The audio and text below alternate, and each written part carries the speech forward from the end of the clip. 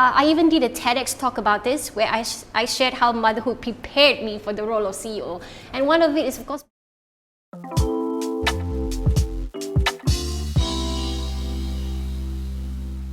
Right, briefly introduce yourself to each other. Okay, who will go first? The person who says so will go first.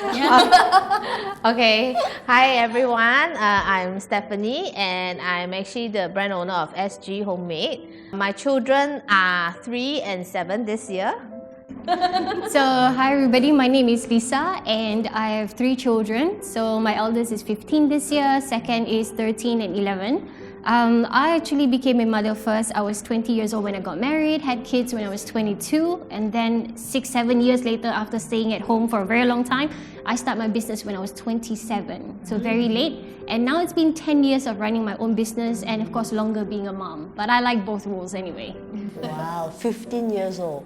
Well, if I've gotten married earlier, then yeah, my kid will be a lot older.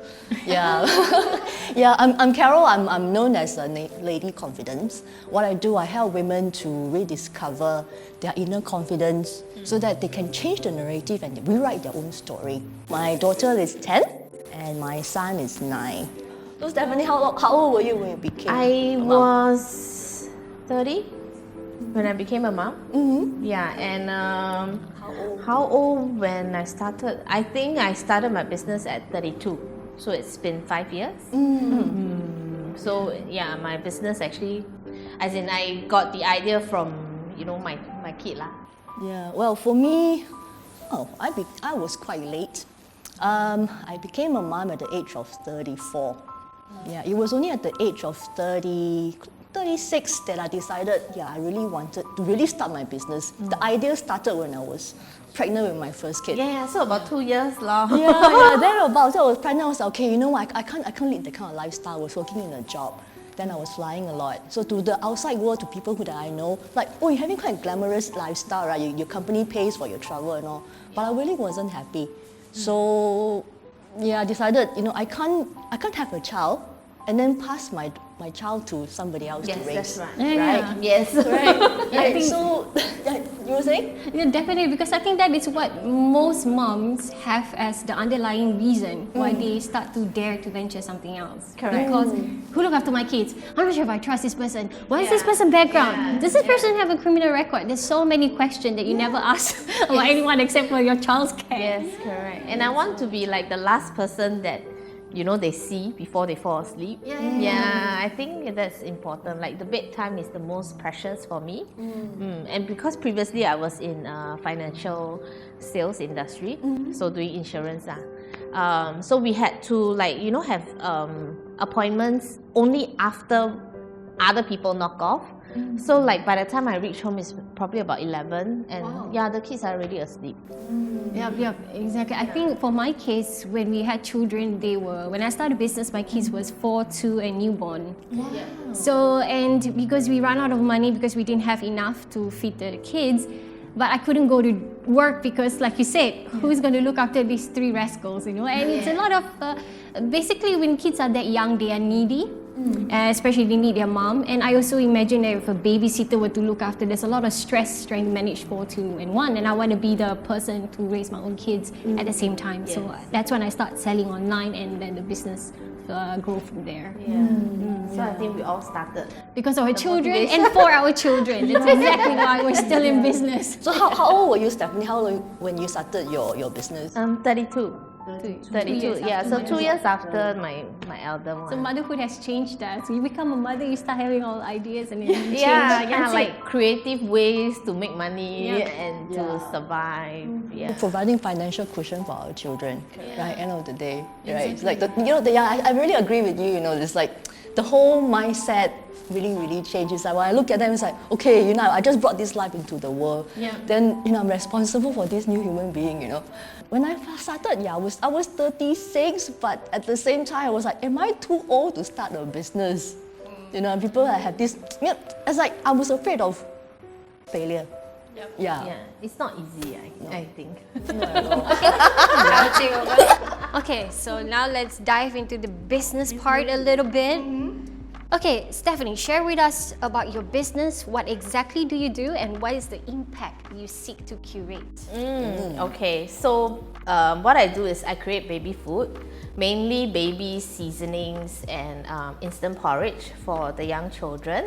So the impact that I seek to create will be to empower moms to sort of be conscious of, the food labels that are in the market and make your own informed decisions. Because I think that a lot of times there are, some regulations that are not so clear and people go around it, and then, like sometimes if you think that a particular food is natural or naturally derived, it may not be the case.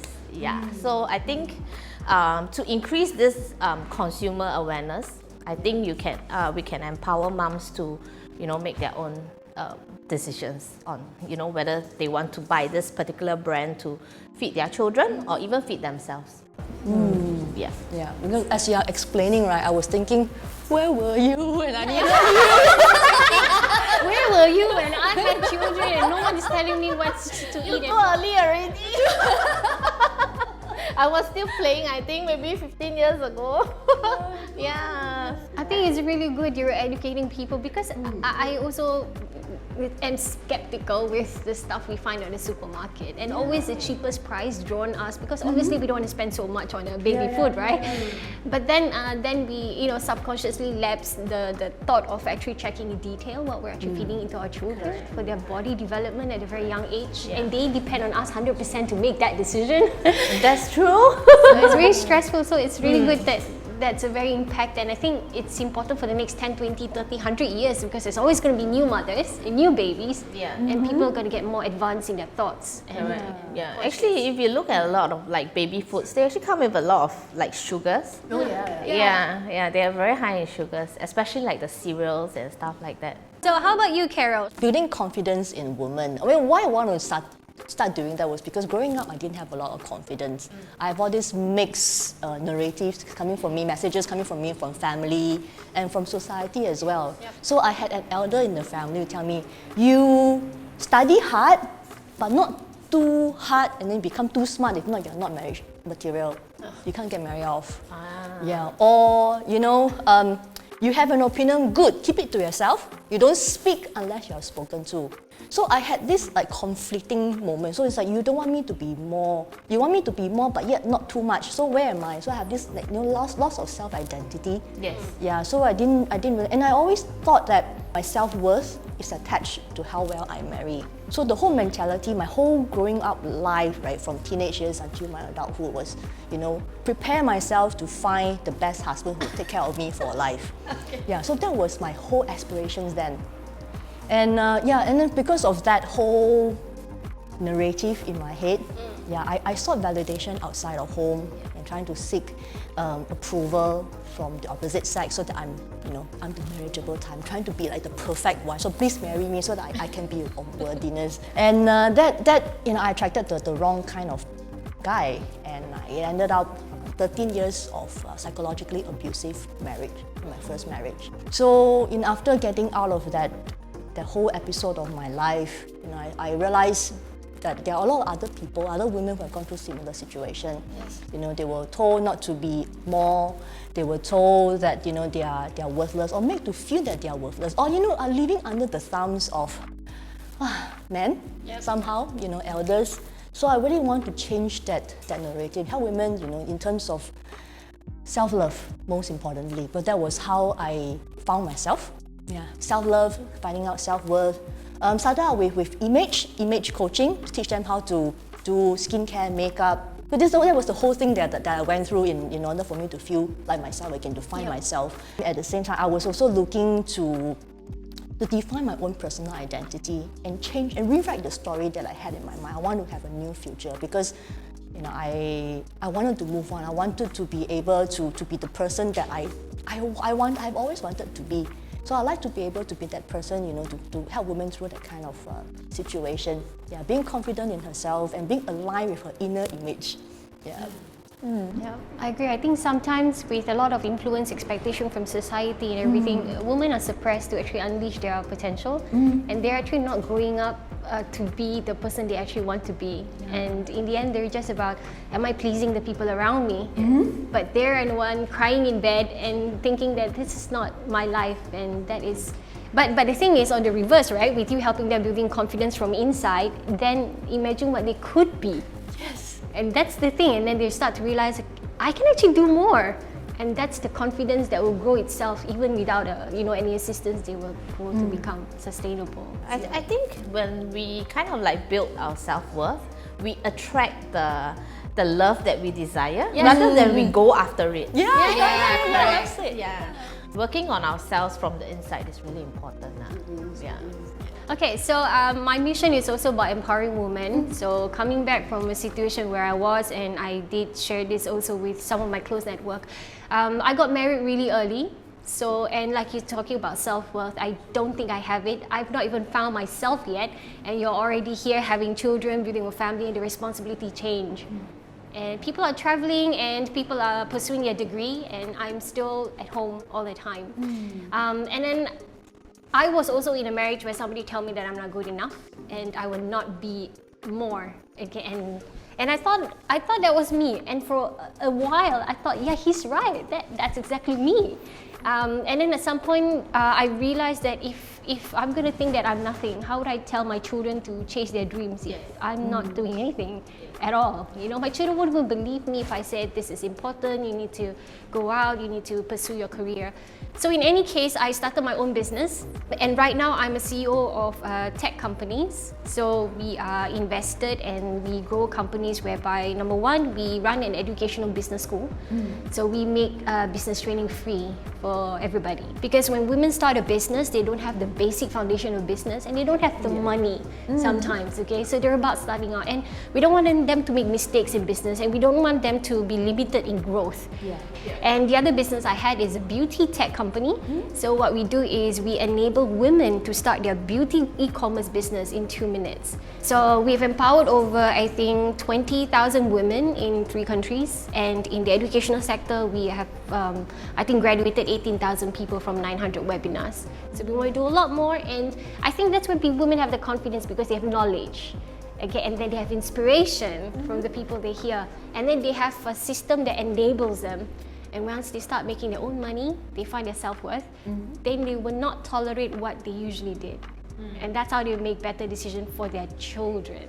I can feel that we are more or less linked. We all want to do something, for other women, right? Yes. Yeah, definitely. I think we're all connected in a lot of ways. That's why it's very easy to actually have this conversation, because our mission, whatever that we do, at the end of the day, our mission is the same. It's to empower other women. To empower other people. I mean, I remember this quote, that when women come together, magic really happens. I think we are creating magic here. No, it's true. When you educate a man, you educate one person. But you educate a woman, you educate a generation. It's very different. Because women take care of the children, the husband goes to work, but it's the woman who imparts everything that she knows. So the more equipped she is, the better for the generation, and the country benefits. Yeah. So a long question. Stephanie, do you think being a mom has given you the edge in business? How so? I think because of the nature of my business, the people that I service, we are mostly moms, right? I mean, occasionally there are dads who are our customers, but they don't engage as much. So, so for the people that I service, they are mostly moms, and I think a lot of empathy going on around there. Like we always go through similar situations, no matter where we come from, how rich they are, or how not so well off they are. We sort of always come to a common point, and I think it gives us a lot of room to be friends. So for me, on a daily basis, we actually interact with our customers, or rather I interact with the customers personally, as long as they're willing to, and we talk a lot and we get a lot of feedback, and I do help them out whenever I can in their winning journey and all that. So I think for my trade, being a mom has certainly given me a lot of advantages. And yeah, I think if you genuinely you are concerned about the people you are serving, that always gives you an advantage. Exactly. I believe that when you do business in corporate, right, it's 100% business. But when you do business with a mom, it's always 50% friendship. It's very That's different. true. That's true. So a lot of the support comes from like word of mouth. You know, like they spread the word around, then they and they support you no matter what. Like there may be other brands out there, but they still come back to you. What about yourself, Carol? Well, I think it makes me more compassionate.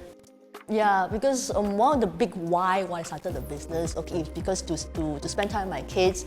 But also, you know, I want to set an example because I don't want to, you know, one day raise children and then to feel that for my daughter to think that, okay, maybe it's okay for me to just be a stay-home mom. You know, to just be that and not dream bigger. And also, you know, to encourage my son to say, hey, my mom is a woman in her own right, and then she has aspirations, she chases after her dream. So maybe, you know, I can support my future wife the same way my father is supporting my mom. Yeah, so that's the thing. And then it also allows me to be able to be more open and more compassionate to listen to stories of other women who are going through similar situations, especially, you know, being a mom. I don't have live-in help, so it was always this hair-tearing experience. Yeah, and you know, I hope to be able to be there to support at the end of the day, because I received certain support from friends, you know, from coaches in the past. So I like to be able to, you know, use my business as a platform to pay it forward. Exactly. I mean, the more we know how it is to feel alone, is exactly what we don't want for another mom to feel alone, because we know exactly how that feels. So in my case, it's a bit different because I want to touch more on the process-oriented. I realized that when we become a mom, right? Okay, before we get married, our stuff is all over the house. Okay, nobody cares. But once you get children, you're gonna know dark clothes that corner, light clothes that corner, socks in the top cabinet. So you start to become this process-oriented person. Okay, and you make the process so simple because you need kiddies to follow. Okay, so you don't have like super complicated SOPs, you know. So when you go to business, you have the same question. I need this done at this time. How can I make that process simple for my people to follow, especially in my absence? So a lot, I even did a TEDx talk about this where I shared how motherhood prepared me for the role of CEO. And one of it is, of course, being structured and process-oriented. I met a lot of moms, and I've not met any moms, especially those with multiple children, who's not process-oriented. If you ask them, they would always have a structure. You know, this is how we do things, efficiency. And it helped build their children character as well, independence and stuff like that. You know, so and that's what I think motherhood would have helped me in terms of my business, and that's when I realized I could get things done. I always say to moms, you don't have to work 60 hours a week managing children and business. You just have to see and be creative. How can you do less but still be more? And get more results, the 20-80 rule obviously. How can we put 20% effort and get 80% results? So that's what I learned from motherhood. So being the CEO of your household first, right? Yeah, Then you can manage. I have experience. When I started my first job, I have 10 years of experience as a CEO at home. It's valuable. I think it should be on resumes. Kids are harder to manage than adults.